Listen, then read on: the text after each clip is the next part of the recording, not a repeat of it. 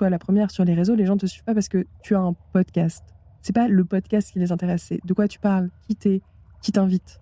Je suis pas là en mode petit gourou du dev perso pour t'apprendre que être créatif, c'est trop important pour ton développement personnel. Ce terme-là, se l'autoriser, je peux comprendre que ça fasse très peur, mais c'est quelque chose que j'essaye justement de démocratiser avec le podcast. On sait jamais, sur un malentendu, ça peut marcher.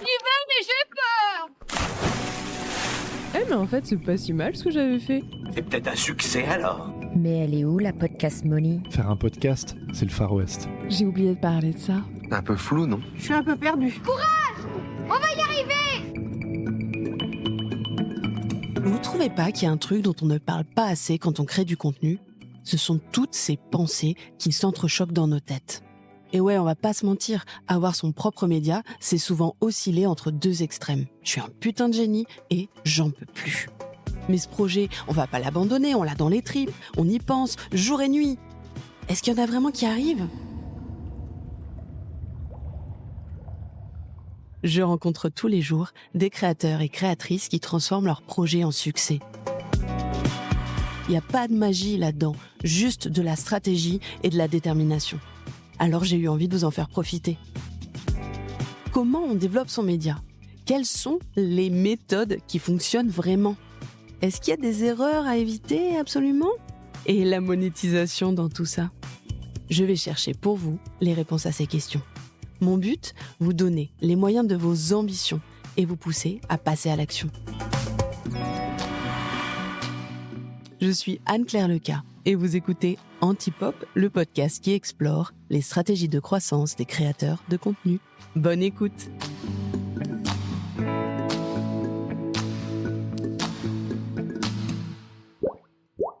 Bonjour et bienvenue sur Antipop. Aujourd'hui, je suis trop contente d'accueillir Chloé, alias Clo Club, dans un super studio qu'on a loué à Bastille. Bon, on vous passe les coulisses, on a un petit peu galéré pour faire tout le setup, mais franchement, on y est arrivé. Rien que pour ça, on mérite une standing ovation.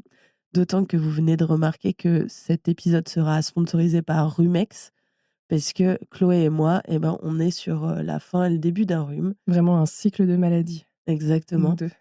Donc, on va prendre le bon côté des choses. Le fait que notre petite voix cassée s'ajouterait une petite pépite en plus sur ce que vous avez d'habitude sur un Antipop. Alors, bienvenue Chloé, je suis trop contente de te connaître pour la première fois, parce qu'on s'est que fréquenté sur Instagram pour le moment. Ouais, c'est vrai. Est-ce que tu as envie de nous expliquer comment est-ce que tu as construit cet univers autour du Clo Club et qui met en avant ta créativité, puisque c'est le sujet de ce podcast? Un très bon résumé déjà. Merci beaucoup pour l'invitation. Je suis très contente d'être à ton micro. Qu'on se rencontre effectivement pour la première fois en vrai. L'identité du Clo Club, c'est très drôle parce que c'est quelque chose qu'on me fait beaucoup remarquer. L'esthétique, le soin que j'apporte à des vidéos, à des posts, pour la communication, pour faire découvrir le podcast, mais aussi au montage son en tant que tel. Et c'est pas du tout quelque chose de réfléchi à la base. En fait, j'avais envie que le podcast, donc il y a un nom un peu galère à prononcer, beaucoup de cleu dedans, et qui peut faire très égocentrique aussi, puisque c'est quand même Clo. En fait, je voulais que ce soit mon image, quoi. Qui n'est pas un hommage à Claude François. Non, surtout pas, mais plutôt au fait que justement, les Chloé, on nous balance souvent, quand on est petite, le surnom Clo, qui est absolument horrible du coup. Et j'avais envie de me le réapproprier un peu en pied de nez, en lançant le podcast. Et à la base, je voulais parler, quand je l'ai créé, donc il y a bientôt 8 ans, je l'avais créé pour parler de féminité, de féminisme, déconstruire plein de choses autour du genre, etc. Et je savais déjà que j'avais pas envie de me cantonner à ce sujet-là et que je voulais parler de plein d'autres choses. Donc, j'ai choisi un nom quand même assez large. C'est vraiment, qui est venu tout de suite et j'ai pas trop réfléchi. Et ça a été en fait un peu pareil en termes d'identité visuelle, d'identité de contenu. J'avais envie que ça parle de moi, que ça parte de moi, parce que je suis un peu la porte d'entrée finalement pour les gens qui écoutent, pour découvrir en fait plein d'invités hyper inspirants, inspirantes.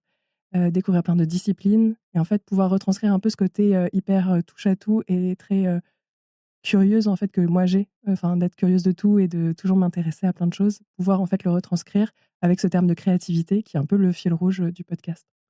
C'est marrant que tu abordes tout de suite l'aspect ça part de moi, ça part de ma curiosité, parce que je me suis posé la question. On veut traiter ce sujet de la créativité dans un podcast et tu n'es pas artiste, tu n'es pas professionnel de l'image, etc. Et donc, du coup, je me suis dit, comment on conjugue ça? Est-ce que c'est une posture d'exploratrice que tu as? Est-ce que c'est une posture d'amatrice, comment tu conjugues ce côté: «Je vais m'exprimer sur un sujet Mmh. qui est très large, qui est assez emblématique, qui est un peu sacré, la créativité et cetera». Beaucoup de personnes qui s'expriment dessus et tout en étant pas reconnue comme experte par ton travail, par, Je est-ce que c'est commence à l'être justement, donc ouais, c'est ça qui est intéressant. Le terme de créativité, j'y suis venue assez tard en tant que telle, alors que c'est quelque chose, que je pratique depuis toujours.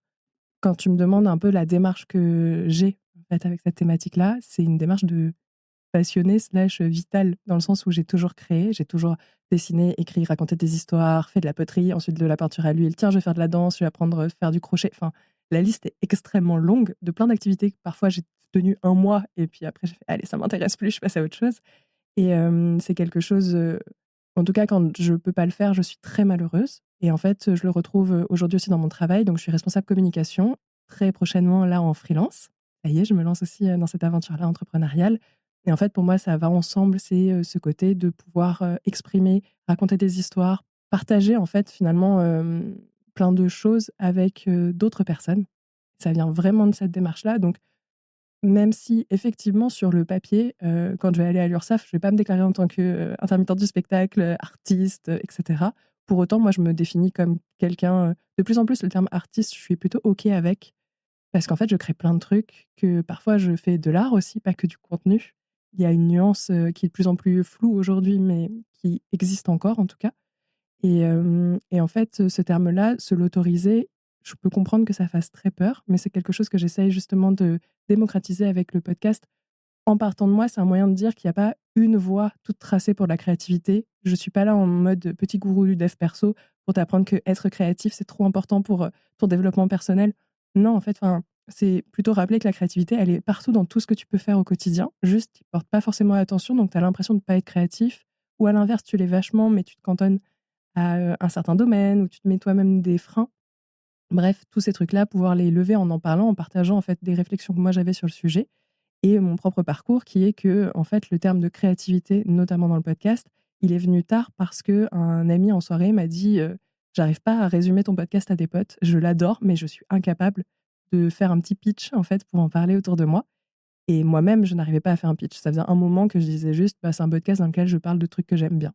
On est passé du féminisme à des trucs que j'aime bien, j'ai un peu élargi et en fait, en discutant ensemble, on s'est dit: «Mais il y a un mot qui ressort quand même, c'est la créativité» et moi, au début, justement, j'étais un peu bloquée en me disant: «Ah, c'est un gros mot quand même, il est lourd, puis est-ce que je suis vraiment très légitime à dire ça?»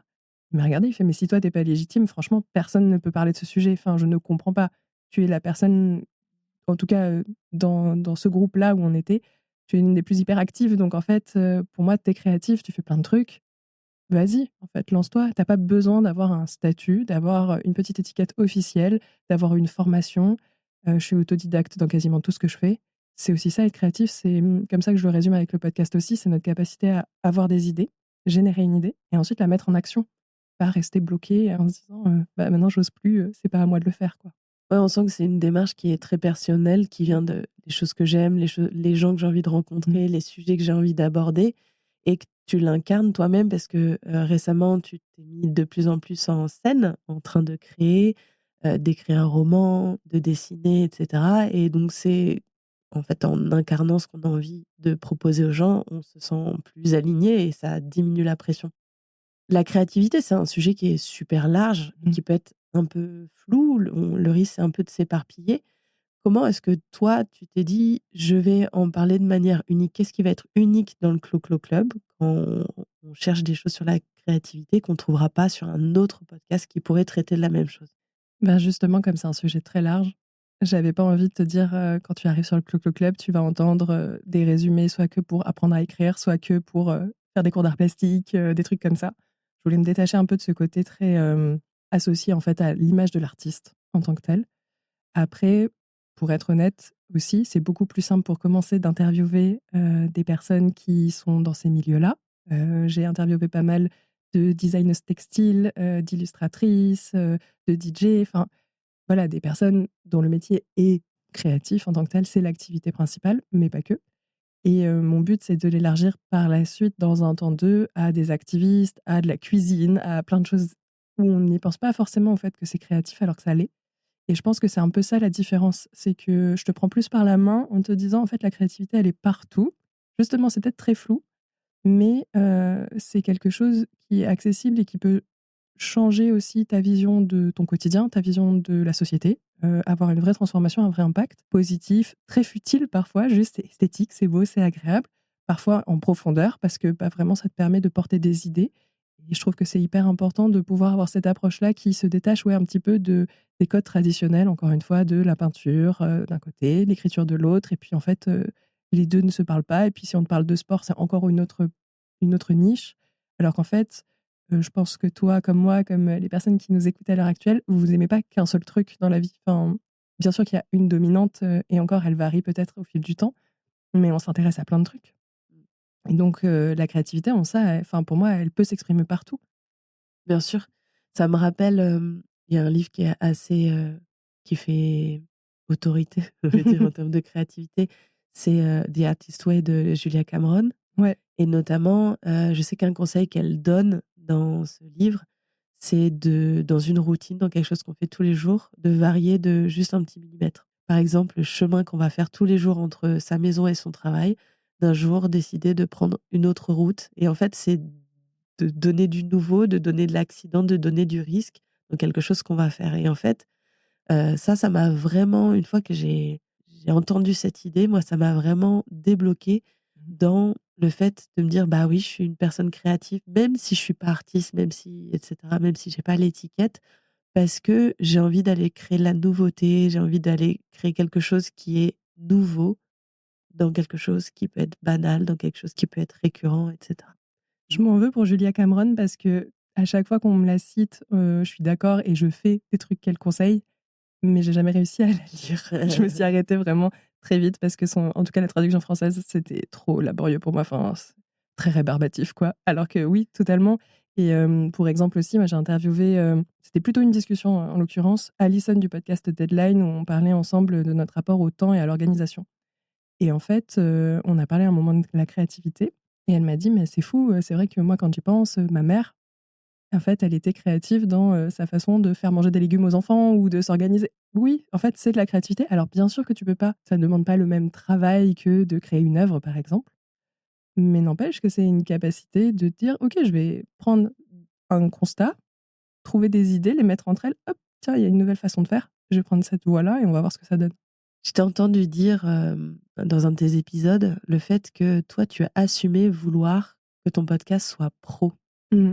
Est-ce que tu as toujours eu, là, depuis 8 ans, cette, conviction en tête? Ou est-ce qu'il y a eu des déclics ou des gens qui t'ont amené à ce niveau de: «Je veux que mon travail soit pro»? Non, puisque tu te doutes bien que s'il existe depuis 8 ans, je serais actuellement, voilà, en top Spotify avec des millions d'écoutes. Non, non, je me suis tapé un énorme syndrome de l'imposteur comme énormément de personnes qui se lancent dans un projet. Enfin, encore une fois, le terme de créativité, il arrivait tard, hein, par exemple, sur ces 7-8 ans, genre, ça fait que 3 ans et encore que vraiment je l'utilise et que je sors un épisode par semaine. Avant, pas du tout. J'étais juste je fais des sons, que j'enregistre seule ou avec des gens.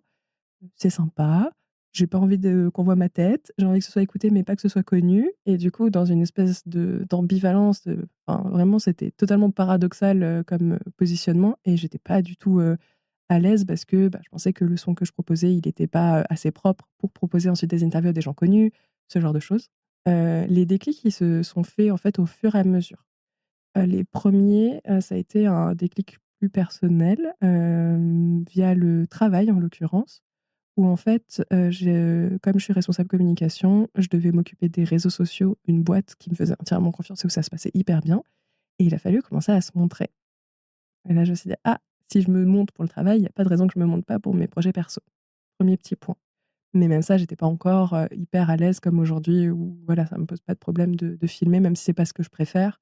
C'est ce qu'on nous demande aussi via l'algo, tu vois? C'est pas qu'une volonté personnelle de se mettre en scène, c'est aussi que c'est comme ça que ça marche. C'est les règles du jeu. Exactement. Donc aujourd'hui, tu es obligé d'avoir un peu cette casquette de créateur de contenu en parallèle de ton activité et enfin, quand tu as envie qu'un projet émerge. C'est tout un autre sujet, on pourrait en parler. Mais du coup, il y a eu ça. Il y a eu aussi le fait que c'est le projet que je tiens le plus dans le temps de tout ce que j'ai fait. C'est-à-dire que j'ai l'art de rester en vraiment, je me vends très mal là-dessus. L'art de rester en CDI pendant 2-3 ans et puis après de partir parce que, en fait, je tourne un peu en rond, que j'ai envie de découvrir d'autres choses et voilà, ça reste quand même, bien dans mon identité. C'est pour ça aussi que je me lance en indépendante maintenant. Alors que le podcast, je me dis que même s'il y a eu cette phase de syndrome de l'imposteur, j'ai pas lâché. Enfin, j'ai continué à enregistrer et à prendre du plaisir à le faire et en fait, se rendre compte que ça fait déjà, 5 ans que tu enregistres des trucs un peu seul chez toi, et que tu as envie de faire des interviews parce qu'à la base tu voulais faire journaliste, c'est mon cas, bah, forcément, ça donne un peu plus de confiance aussi et de se dire: «Bah, vas-y en fait, tente. Au pire, ça marche pas». Et se rappeler que il y a rien de grave en fait là-dedans, il y a pas d'enjeu financier. Ma carrière n'en dépend pas à l'heure actuelle et du coup, ça a fait petit déclic. Autre déclic, c'est les rencontres. Tu me demandais s'il y avait des personnes en particulier. C'est à partir du moment où j'ai commencé aussi à saisir des opportunités d'inviter des gens, plus connus dont j'admirais le travail, dont j'aime le travail. On a pu échanger, qu'en fait le feeling est hyper bien passé, que ces personnes étaient trop contentes du rendu de l'épisode. Je me suis dit que, il y avait quelque chose à faire aussi, que je pouvais avoir un peu plus confiance. Donc c'est plein de petites choses comme ça cumulées et sur le côté vraiment professionnel cette fois-ci, avec une dimension financière. Ça a été, un épisode qu'on a enregistré avec Chloé Thibault, qui est autrice et journaliste. Pendant l'enregistrement, moi je lui ai posé la question du rapport à être écrivaine, autrice. Parce que là aussi, des métiers assez précaires sur le papier, ça peut faire peur. Comment on fait? Elle m'a dit que son père était écrivain. Ah bah, ça aide du coup forcément et très vite, en fait, dans la conversation, on s'est mis à parler d'argent et elle m'a rappelé un truc important qui est que, elle ne travaille pas sans être rémunérée et j'étais: «Bah oui, logique». Enfin, jusque-là, je suis pas surprise. Elle m'a dit: «Oui, mais toi, ce que tu fais, j'en serais incapable parce que c'est du travail» et en fait, d'avoir pris conscience qu'une passion qui me prend effectivement énormément d'heures en parallèle de mon vrai travail, en parallèle de ma vie sociale, en parallèle d'autres projets, bah, ça me rapporte rien. Je me suis rendu compte que non, en fait, c'est du boulot aussi et c'est pas parce que j'y mets tout mon cœur et que je suis trop contente de le faire que je peux pas, le professionnaliser justement et que, arrêter d'avoir un peu cette peur-là que je pense on a toutes et tous quand on a une fibre un peu artistique, pour le coup, de manière générale, d'avoir peur que d'en faire son métier, ça veut dire mettre d'une discipline, mettre des clients et donc perdre un peu le feu, qui va avec et devoir faire du rendu qui nous correspond moins et qui nous plaît moins, qui est moins à notre image. Donc là, tu as basculé de «je veux avoir un rendu pro» à «je veux gagner de l'argent». Mmh. Enfin, en Heu, tout cas, avoir une petite aide, symbolique aussi parce que, ben, je sors un épisode par semaine depuis un bon moment. Il y a plus de 130, même plus maintenant, je crois. Ouh là, je suis plus du tout à jour sur les chiffres. C'est du temps, c'est du montage, c'est des rencontres trop chouettes, mais il y a aussi toute la com à gérer. Enfin bref, tout ça symboliquement, en fait, si on aime bien mon travail, je me suis dit: «Bah, autant qu'on puisse me soutenir aussi» et par la suite commencer aussi grâce à ça à démarcher, pour des collabs. donc en fait, tu es en train de nous expliquer quelque chose que les gens qui nous écoutent ne savent pas. Tu as décidé de lancer ton Patreon. Ça a Mmh. été une des décisions que tu as prises.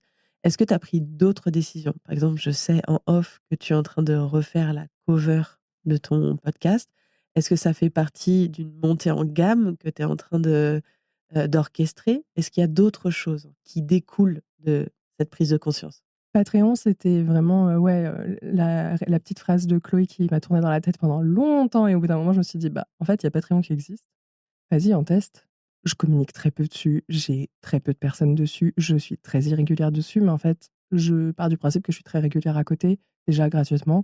Donc les personnes qui ont décidé de me rejoindre, en tout cas sur Patreon, le font parce que, symboliquement, en fait, elles ont envie de me soutenir aussi pour tout ce que je fournis et j'ai deux abonnements d'entrée, donc Patreon très rapidement, vous avez le choix, généralement entre plusieurs formules qui vous donnent accès à différents types de contenus et moi je l'ai fait assez accessible. Enfin, on est sur, 4 et 6 euros, je crois, un 3 truc et comme 6. ça. 3 et 6. Ah, tu vois, même moi je me sous-évalue et après je vends aussi, entre guillemets, parce que pour le coup, moi j'aime pas cette dimension mercantile, c'est je rends accessible en tout cas des contenus, annexes, type, des épisodes bonus en fait que je fais, qui sont accessibles dans l'abonnement et sinon tu peux les payer justement 4 euros l'épisode, donc c'est plus rentable pour toi de prendre un abonnement, mais tu peux y avoir accès pour les écouter. Ça, c'était un test. Je suis pas convaincue pour l'instant, mais parce que j'ai pas non plus la notoriété aussi qui va avec. Mais je me dis que c'est bien de le faire maintenant, d'essayer. J'ai eu la chance aussi d'être entourée dans cette prise de décision parce que j'avais écrit à Louisa, de la chaîne YouTube Ectomorph, qui est illustratrice, créatrice de contenu, dont j'adore le contenu qui parle beaucoup d'entrepreneuriat et de choses comme ça, pas justement liées au métier artistique. et je sais qu'elle avait, abandonné Patreon pour, maintenant être sur Ko-fi, si je dis pas de bêtises et bref, c'est des plateformes qui permettent toutes la même chose. Moi, c'est un secteur que je connaissais parce que j'ai travaillé dans le crowdfunding à ce moment-là et je voulais aussi avoir juste un retour utilisateur, utilisatrice en l'occurrence, pour, savoir un petit peu, si c'était quelque chose à tenter ou non et ça a été, vraiment cool d'avoir, son retour aussi et qui se conforte un peu, hein, dans mon expérience, d'aujourd'hui qui est que j'ai un peu peur de me mettre la pression à devoir créer du contenu sur Patreon et je me freine moi-même en me disant: «Bon, en fait, on s'en fout si tu as pas publié pendant, 10 jours, 15 jours». Voilà. Ouais, c'est vrai que il y a quelque chose qui revient dès qu'on commence à monétiser, on commence à dire: «Soutenez-moi» et on propose des contreparties, c'est se dire: «J'ai déjà assez la pression pour Mmh. sortir des épisodes normaux. Est-ce que je vais pas me forcer à créer du contenu pour créer du contenu si je sais qu'il y a une contrepartie, Mmh. financière?» Pour revenir à ma question qui est: j'ai envie d'être pro, j'ai Ouais. envie d'élever le game et cetera, donc je vais lancer mon Patreon pour voir ce que ça donne, pour, me mettre un petit défi aussi. Je vais refaire mon identité visuelle. Est-ce qu'il y a d'autres choses qui font partie de cette prise de conscience? L'identité visuelle, c'est que je peux plus me la voir, cette image actuelle que j'ai fait, genre, en après-midi chez moi et on en revient aussi un petit peu à une autre réflexion, je pense, quand on veut professionnaliser, mais aussi juste quand un projet prend plus de place dans sa vie, qui est de s'entourer. Je passe mon temps à dire aux gens: «Entourez-vous», enfin, déléguer, genre, parler autour de vous. Il y a peut-être des gens qui peuvent vous aider sur des trucs que vous savez pas faire et qui, eux, ont l'expertise. Bah, il s'est avéré qu'en l'occurrence, j'ai interviewé, Salomé Alfonsi qui est photographe et en fait, pendant, l'épisode, on a commencé à parler de la cover du Clo-Clo Club et en fait, j'ai fait: «Mais c'est parfait, enfin, j'adore ta photo. Pourquoi j'ai pas pensé à juste te proposer à toi de refaire l'image?» Et en fait, c'est ce qu'on va faire là, on shoot demain. Trop bien. Donc c'est très, très cool. En fait, c'est là où et je sais que c'est un peu ma faiblesse d'ailleurs aussi avec le podcast, je n'arrive pas à encore à le penser, même si je le professionnalise, à le penser comme un projet pro. Je me mette un peu ces contraintes de stratégie, me dire: «Il faut que je fasse ça pour justement commencer à fédérer une communauté. Il faut qu'au bout de tant de mois, j'ai tant de personnes et puis que là, j'aille démarcher tel ou tel truc». Enfin, ça me bloque plus qu'autre chose. J'arrive très bien à le faire quand c'est mon travail, quand il y a un peu cette étiquette-là de pour les autres ou pour moi, mais avec derrière un objectif, très clair qui est, de faire une trade de com et derrière avoir un contrat.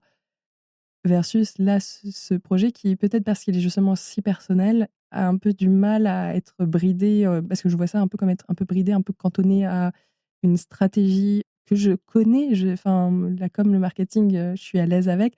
Je sais très bien ce qu'il faudrait que je fasse pour que ça marche mieux, mais juste, c'est pas moi et ça me correspond pas, donc j'ai pas envie de tomber dans ce piège-là non plus. Donc dans les gros projets à venir pour professionnaliser un petit peu, effectivement, il y a s'entourer, donc être capable, voilà, de changer la cover, de faire appel à des gens qui sont compétents. J'ai un ami, qui a composé aussi, le nouveau générique, musical et qu'on va un petit peu encore, peaufiner, mais qui est trop cool, qui a une petite signature. Et en fait, ça pareil, c'est juste en parlant, on s'est dit: «Eh vas-y, on va travailler ensemble et on va faire ça». Et sinon, ça va être plutôt sur la partie, je pense, inviter, continuer sur ma lancée, d'inviter des gens dont j'aime le travail, mais du coup, qui ont parfois des belles communautés et de pas du tout me freiner. Ça, c'est aussi un petit conseil au passage. Vous dites pas que faut pas se dire que parce qu'on n'est pas connu, on peut pas inviter des gens connus. Et les gens connus, en fait, quand vous les croisez, en festival, dans la queue des toilettes, enfin, vous allez discuter avec eux, c'est des gens comme vous. Donc ça, c'est assez important, de l'avoir en tête. Et ensuite, ça va être plutôt sur la partie communication, ouais, effectivement, d'aller, peut-être rechercher quelques collabs, pour, par exemple, tester du matériel ou, j'en profite, Weekendoo, j'ai envie de faire une collab avec vous, en fait. On va tester plein d'ateliers. J'en fais aussi avec un petit format, sur Insta, pour le coup et TikTok qui s'appelle, «Première fois», où je teste une activité pour la première fois. J'en ai fait 2 pour l'instant et en fait, c'est quelque chose qui pourrait très bien s'y prêter dans le sens où je raconte un peu, de façon, ironique aussi comment ça se passe parce qu'une première fois, c'est toujours un peu catastrophique et chaotique, mais en même temps, quand on est bien accompagné, le résultat est toujours cool et l'expérience est sympa à raconter et derrière, ça donne envie de continuer, de découvrir une discipline. Voilà, c'est plus, ce genre de choses-là, prévues pour l'instant. Sur le fait de s'entourer, de travailler avec quelqu'un Mmh. sans chercher à trop se formater, trop se cadrer, ce qui fait un peu peur, dans des projets qui sont souvent, très personnels et qui viennent des tripes avec le podcast. On voit le marketing comme quelque chose de cloisonnant et d'un peu, étouffant. Néanmoins, de s'appuyer sur, quelqu'un qui est pro. Par exemple, la photographe, elle a dû te poser la question: «Est-ce que c'est quoi un mood board? Est-ce que c'est quoi le type, d'environnement dans lequel tu as envie d'être shooté? C'est quoi les attitudes?» et cetera. Rien que de devoir répondre à ces questions, et ben, ça te fait te réfléchir et voir un peu les zones d'ombre que tu avais pas encore explorées et ça te fait aussi prendre des décisions parce qu'en fait, quand c'est un projet qui est très personnel, on se permet davantage à soi-même d'être flou et de pas Mmh. prendre des décisions. Mais en fait, prendre des décisions, c'est commencer à créer, en fait, c'est de passer à l'action et donc du coup, travailler avec quelqu'un, ça peut être aussi une manière fluide et douce de se permettre d'évoluer, en fait, de sortir un peu de sa chrysalide si on va dans la poésie. Ah, c'est sûr, les cordonniers sont les plus mal chaussés. Enfin, là-dessus, et pouvoir, échanger, mais même juste sans se faire forcément accompagner, de pouvoir, en discuter quand, si jamais vous avez dans votre entourage des gens qui sont en indépendant, par exemple, pouvoir discuter ensemble de ce qu'eux font et puis après de ce que vous faites. Ce que je fais avec Amélie Lebloc qui, très gentiment m'a donné un peu ses retours aussi sur ce que je faisais Ouais. et inversement parce qu'on a toutes les 2 des projets. Elle fait pas mal de projets autour de justement la créativité pour la rendre accessible à tous et sans avoir un objectif esthétique, justement. Bref, du coup, c'est quelqu'un que je trouve, d'hyper intéressant et ensemble, on a pu un peu discuter, et voilà, en fait, on se prend un café et juste on échange et juste ça, ça aide. Après, il y a une autre dimension aussi, c'est pour ça que j'en parlais, le fait de se lancer en indé, ça veut dire aussi que mon podcast aujourd'hui, c'est un peu mon book, c'est un peu ma vitrine de ce que je suis capable de faire et je trouve que, de fait, c'est plus facile de commencer à y mettre de la stratégie, justement, à y mettre des objectifs un petit peu plus ciblés, à se poser les bonnes questions grâce à, voilà, ce regard-là que, pour l'instant, moi, je séparais encore beaucoup entre le pro et le perso parce que, bah, c'est trop facile ensuite que l'un mange sur l'autre, quoi. Oui, c'est vrai. Donc faites du troc de compétences, Ouais. n'hésitez pas à demander, service, vous avez sûrement des choses à offrir à une personne. Fixez-vous des rendez-vous réguliers pour, voilà, avancer. Il y a un dernier point sur lequel j'avais envie d'échanger avec toi, c'est ce fameux univers qu'on a évoqué au début, de l'épisode. Alors quand on pense au Clo Clo Club, on pense à des couleurs qui sont dans les roses, dans les violets. C'est ce qu'on va retrouver sur ta cover, mais c'est aussi des éclairages que tu vas mettre sur tes vidéos. On va penser aussi à des vidéos où on te voit par le dessus en train de faire quelque chose et tu nous parles en regardant dans les yeux. Il y a un petit côté House of Cards, sans tout ce qui va derrière, bien sûr. Paix à Kevin. C'est ça. Bah, les pattes Kevin. Bref, il y a aussi, l'illustration des BD, toujours dans des couleurs roses qui sont arrivées dernièrement. Est-ce que tu peux un peu décrire comment tu as pensé ton univers? De quoi il est composé aujourd'hui? Et ce que tu as en tête, vis-à-vis de tout cet univers de Clo Clo Club? C'est un univers qui va évoluer avec, justement la nouvelle cover. C'est l'occasion aussi de mettre un petit peu à jour, toute l'identité graphique. Mais, elles ont déjà changé en fait, au fil du temps. Début, le club était rose, plutôt rose-orange, parce que c'est des couleurs que j'aime bien. Voilà, fin de l'explication vraiment, tu vois? C'était tellement stratégique à ce moment-là. Mais ensuite, j'ai eu des retours de gars qui m'ont dit, désolée, je dis de gars de façon très condescendante, mais en l'occurrence, qui m'ont dit: «Oui, on ne veut pas écouter ton podcast parce que, il est rose et puis il est trop féministe et puis, en fait, tu fais peur aux gens, quoi». J'étais pas J'interviewe juste des femmes et des hommes à l'époque sur leur rapport au genre, donc oui, évidemment que c'est féministe, mais en fait, justement, le but, c'est de rendre ça accessible et que ce soit écoutable par toutes et tous. Donc je suis passée à du violet, autre couleur que j'aime bien, mais voilà, je me suis dit: «Bah, quitte à assumer, autant y aller» et puis en plus, le violet, ça reste un peu neutre, pour des garçons qui peuvent écouter. C'est aussi un retour que j'ai eu sur mon ancienne cover, que c'était trop girly. C'est ça. J'étais en mode: «Ouais, j'avais pas vu ça, mais bon». Puis des covers plus, virilistes, enfin ça m'empêche pas d'écouter, enfin pardon et j'écoute autre ambiance encore, j'écoute beaucoup, pardon GPT, bah, j'écoute pas de métal, pourtant j'écoute leur podcast et leur DA c'est que ça, enfin donc c'est que voilà, il faut arrêter aussi avec ce frein, toujours du même côté. Mais du coup, il y a eu cette première évolution. Là, les couleurs, on les retravaille un peu, donc on garde, justement le rose, c'est pour ça que je l'ai un peu introduit aussi avec, les illustrations. Le rose, plutôt du rouge que du violet, parce que c'est une couleur que je préfère et partir sur un bleu-violet justement, assez clair qui va avec. Des couleurs un petit peu plus, douces que celles très vives que j'utilise aujourd'hui, mais qui me correspondent un peu plus aussi. Et à tout ça, du coup, dans ce petit univers, il y a de l'illustration. L'illustration, elle est venue parce que j'ai toujours dessiné. Je dessine énormément. Pour moi, c'est aussi important que le podcast et l'écriture. C'est un peu mon top 3. Et en fait, mes proches connaissent mes dessins. J'en fais tout le temps partout. J'en ai fait au boulot. Mais je les publiais jamais sur les réseaux.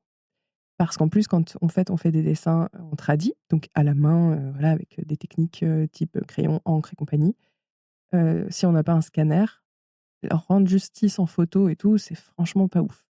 Et en fait, j'ai investi dans un iPad et dans Procreate récemment, donc ça a aidé aussi un petit peu. Mais c'est venu du fait qu'en partageant un petit peu des dessins de temps en temps, je commençais à avoir des retours hyper élogieux déjà, c'est toujours très agréable, mais aussi qui me confortait dans le fait que moi qui justement en avais marre de montrer ma tête tout le temps dans toutes les vidéos, en plus je filme chez moi, donc vraiment c'est un peu redondant, enfin pour moi en tout cas ça l'est, pour les gens qui scrollent sur, les réseaux absolument pas. Mais voilà, j'avais envie de montrer autre chose et pas que ce soit moi et moi, parce qu'on a compris au bout d'un moment. Et que je filme pas les épisodes aussi parce que comme on les enregistre, bah, souvent chez moi justement dans un environnement où on est quand même assez posé, mes invités peuvent venir, voilà, en pyjama s'ils veulent. Heu, J'essaye de pas mettre la contrainte de la vidéo à ce moment-là, même si c'est le jeu aujourd'hui, mais moi ça me dérange un petit peu de leur imposer ça et puis d'un point de vue technique, ça voudrait dire aussi m'entourer à ce moment-là, donc qu'on soit au moins 2 pendant l'enregistrement. Quelqu'un pour gérer la vidéo, quelqu'un pour gérer le son. Donc je gérerai le son, quelqu'un pour la vidéo. Ça rajoute aussi de la pression, ça rajoute un regard sur, une discussion qui se veut assez spontanée. Donc je me sentais pas de le faire et je me suis dit: «Mais le dessin, c'est un très bon moyen de détourner un petit peu la vidéo, classique, en même temps de pas me montrer moi, en face cam, mais de pouvoir quand même raconter et m'amuser en faisant des petites BD» parce que c'est un truc que je fais depuis toujours, mais aussi, là, m'amuser sur de l'animation. Je mets des R guillemets pour le coup parce que c'est vraiment le niveau zéro de une image qui bouge un petit peu, mais pouvoir en fait raconter des histoires comme ça, moi ça me prend pas beaucoup de temps, moins de temps parfois que du montage vidéo. C'est complémentaire parce que je continue la vidéo aussi et ça permet de mettre une petite patte identifiable en plus au Clo-Clo Club où, bah, oui, c'est un podcast, très bien, mais en fait, on sait très bien que toi, la première sur les réseaux, les gens te suivent pas parce que tu as un podcast. C'est pas le podcast qui les intéresse, c'est de quoi tu parles, qui t'invite et du coup, pouvoir le raconter autrement via le dessin, c'était un bon moyen de dire: «En fait, je fais du son, mais de cette façon-là». Et ça veut pas dire d'ailleurs que les gens vont écouter le podcast, mais à minima, ils retiennent, ils s'identifient et ils vont en parler autour d'eux, ils vont partager et puis en fait, ça va créer aussi, des relations particulières avec mes invités parce que je leur dresse le portrait. Je fais toujours une petite vidéo récap où je les dessine avec des petits éléments un peu phares de l'épisode, de ce qu'on a abordé ensemble et souvent je leur donne en version papier et en fait, bah, comme ça on crée aussi du lien, on rééchange par la suite, on se donne des conseils on crée du réseau et on s'entraide et c'est comme ça que ouais, j'ai réussi en tout cas à le lier un peu plus grâce au dessin. Donc aujourd'hui, autour d'un épisode, tu vas créer tout un tas de contenus, Mmh. promotionnels. Ça va être, la petite BD pour ton invité. Ça va être la vidéo face cam où tu vas parler de l'accroche, en fait, de la thématique que tu vas aborder. C'est plus pour, des chroniques. Ça, je l'ai fait parce que j'avais fini la saison et qu'en fait, je savais que j'allais pas publier d'interview ni de nouvel épisode avant un petit moment. Donc je me suis juste posée un après-midi, j'ai fait mon petit setup et j'ai fait effectivement des résumés, en prenant en fait une des problématiques qu'on aborde dans l'épisode parce qu'en fait on aborde toujours des problématiques aussi, c'est ça qui est intéressant. C'est que certes on parle de créativité, mais je pose pas du tout à chaque fois la question de: «Est-ce que tu te trouves créatif? C'est quoi ton processus créatif?» Mais plus de dire: «Bah tiens, cette personne-là, j'ai envie de parler avec elle de, son rapport justement au syndrome de l'imposteur. Avec telle autre, on va parler plutôt de signer en son nom ses œuvres ou pas». Enfin voilà. Trouve des angles. Exactement et en fait, ces angles-là, moi, je les identifie en amont, mais en réalité, pendant la conversation, comme des conversations que je prépare très peu, le but, c'est de pas avoir de questions préécrites. J'ai juste deux trois notes de points que j'ai envie d'aborder, je sais à peu près, mais je suis mon invité. C'est mon invité qui va quand même, finalement, être en lead de la conversation sans s'en rendre compte et parfois, en fait, j'avais en tête un sujet, puis on se retrouve à parler totalement autre chose et c'est trop bien.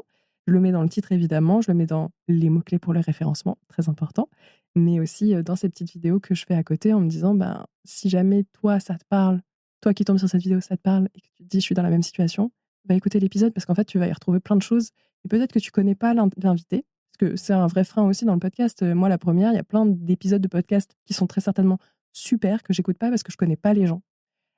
Du coup, j'ai pas la curiosité d'aller cliquer pour aller écouter des gens que je connais pas parler de sujets et je me dis qu'en passant par les sujets aussi, ça peut être un moyen de t'intéresser à écouter une conversation et découvrir au passage une super personne. C'est la technique de l'apéritif. Oui, Tu les appâtes c'est dans ton ça. restaurant, podcastique. Trop bien. Un dernier truc que tu as fait aussi, je sais pas si ça va se répéter, tu inventes des petites chansons.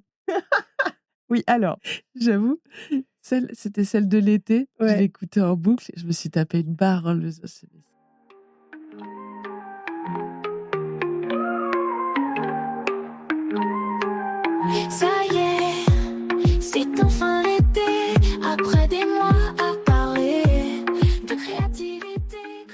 En fait, c'était le moment où Suno était vachement à la mode. Donc Suno, petit logiciel d'IA, on en revient à ça. J'utilise pas ChatGPT, mais j'utilisais Suno. J'essaye de le faire beaucoup moins parce que ça pollue beaucoup. Mais l'avantage, c'est que tu peux effectivement créer des musiques, générer. Je ne suis pas du tout musicienne alors que j'adore ça. Par contre, en fait, là, je partais en vacances. Je savais que, encore une fois, toujours la même problématique. Je vais pas avoir de nouvel épisode à poster. Il faut que j'annonce qu'en fait, là, je fais une pause parce que je trouve ça sympa. Et plutôt que de faire une story en disant juste je me mets en off, on se revoit bientôt. Alors qu'en réalité, je vais continuer à poster des stories quand même pendant mes vacances. Ce que je vais faire, c'est une petite chanson. Donc, Suno peut te générer ton texte ou tu peux l'écrire toi-même.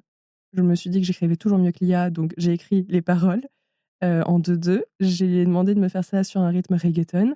Il m'a fait plusieurs propositions. Il y en a une qui m'a fait mais vraiment pleurer de rire pendant la soirée. Je me suis dit, OK, ça là, je la garde. J'ai appelé mon acolyte de toujours, Caroline, qui est une de mes meilleures amies et qui m'aide pas mal sur les créations de contenu, justement. C'est avec elle que j'échange aussi beaucoup. Je l'accompagne, elle aussi, sur son activité de prof de yoga. Enfin, il y a pas mal de choses qu'on a en commun professionnellement également. Et en fait, je lui ai dit: «J'ai besoin de quelqu'un pour me filmer. Vas-y, je vais faire du playback, ça peut être drôle». Et puis en fait, très vite, elle était là, j'ai fait: «Je peux te filmer aussi» et du coup, on a fait un clip, le clip de l'été, pour annoncer, effectivement que le club part en vacances, mais que je ne vous oublie pas car il y a plein d'épisodes en rediffusion et voilà. Le club part en vacances. Oh mais quelle chance. Vous allez pouvoir écouter un épisode en rediffusion chaque mercredi durant l'été. Si c'est pas de la dévotion. On se retrouve à la rentrée avec de nouvelles invités. Des discussions passionnées autour de vos sujets préférés. Donc 2 trucs à retenir, c'est si vous fonctionnez en saison, faites-en un événement. Mettez les gens dans votre histoire. Oui. Dites-leur, on va se retrouver à tel moment parce que moi, je vais vivre ça, etc. N'hésitez pas à faire du cinéma, quoi, à raconter des histoires. Et deuxièmement, prenez un peu des risques. Allez chercher un peu des trucs un peu rigolos si ça En fait, correspond à votre personnalité parce que soyez drôle. C'est pas parce que votre contenu, il est pas humoristique à la base moi, mon contenu, il est pas humoristique à la base. Mais par contre, j'adore faire des blagues, donc j'en fais pas énormément sur internet. Je pense que ce serait gênant pour tout le monde. Par contre, de temps en temps, bah oui, et en fait, ça fait totalement partie aussi de la signature du podcast, quoi. Et que par moments, il y a des petites punchs qui sont lâchées, sorties de nulle part. Je sais que ça fait rire mon invité. Inversement, mes invités en sortent aussi parfois. Et en fait, ça reste encore une fois de la discussion, ça reste des individus. On est sur de la créativité. C'est fun, la créativité. Fun, très mauvais mot. C'est très bien, la créativité, c'est très drôle. Donc autant que ça se répercute de temps en temps, voilà, c'est pas parce que vous avez peut-être une activité ou un ton très sérieux que vous pouvez pas vous autoriser parfois à juste lâcher un petit peu. votre personnalité. Ouais, c'est ça, à vous montrer un petit peu plus. On va passer aux questions de la fin. Chloé, quel est le meilleur conseil qu'on t'ait donné par rapport à ton podcast? Qui te l'a donné et ça a été quoi l'impact sur toi? C'est terrible parce que j'ai lu ta question et je me suis dit, j'ai pas demandé de conseils et du coup, on m'en a pas particulièrement donné. Parce que j'ai tendance à fonctionner beaucoup en autodidacte, donc à faire les trucs, à me dire si d'autres sont capables de le faire, je peux le faire aussi.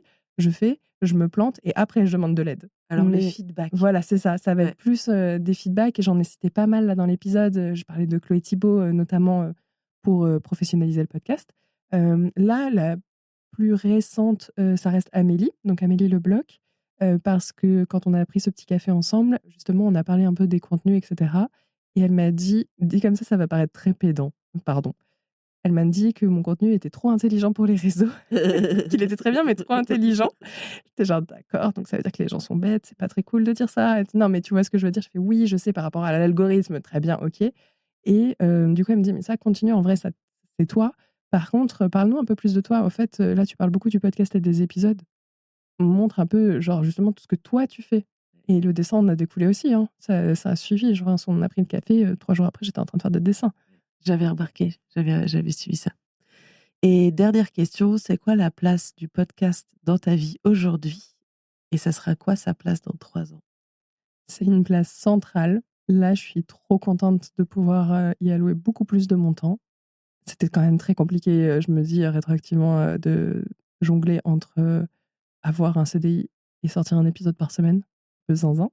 Donc avoir du temps pour ça et c'est central. Vraiment, c'est un projet qui me fait tellement plaisir, qui me permet de rencontrer des gens tellement inspirantes. Enfin, toi, tu vois, t'en fais partie et c'est grâce au podcast. Et Et je pense que ça m'a vachement aidée là-dedans.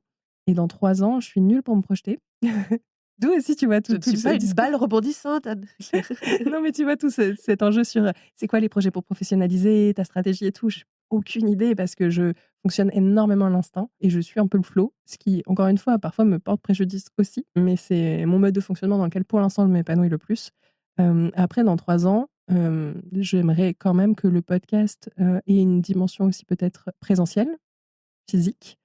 Organiser quelques événements et autres, pouvoir monter sur d'autres projets aussi, avoir peut-être un autre podcast, en tout cas une autre émission, pouvoir aider à l'écriture et à l'animation d'autres podcasts. Là, depuis quelques semaines, je suis vachement sollicitée par des gens qui veulent lancer leur podcast et qui me demandent juste des conseils. Pour l'instant, je donne gratuitement, mais très vite, il va falloir payer, les amis. Mais voilà, il y a un petit peu cette dimension-là qui est en train d'apparaître aussi, donc c'est chouette. C'est quelque chose que j'aimerais bien développer, mais j'ai pas de plan précis et je le vois, pour l'anecdote, j'ai des journaux intimes.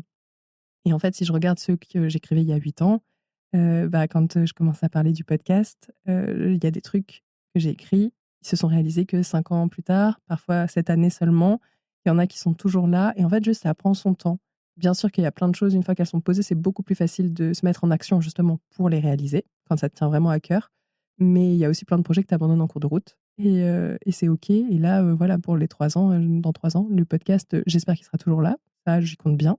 Après, sous quelle forme et comment, j'espère qu'il prendra plus de place dans mon activité professionnelle en tant que telle. Mais l'industrie du podcast en tant que telle, par exemple, je ne sais pas du tout à quoi elle va ressembler. Là, le fait d'avoir de la vidéo obligatoire partout, par exemple, évidemment, on s'y attendait. Ça va être quoi la suite? Parce que s'il faut que je lance une chaîne YouTube, il faut me le dire maintenant, en fait. Plein de points de suspension pour cette fin d'interview. Merci Chloé d'être venue sur Antipop. Si vous avez envie de découvrir le travail de Chloé, allez sur Clo Club sur Instagram et écoutez son podcast. Il est très rafraîchissant. Ça sera un très bon endroit pour vous challenger sur votre propre créativité en tant que podcasteur, podcasteuse. Je suis sûre que ce sujet vous intéresse. Merci à toi. Merci Chloé.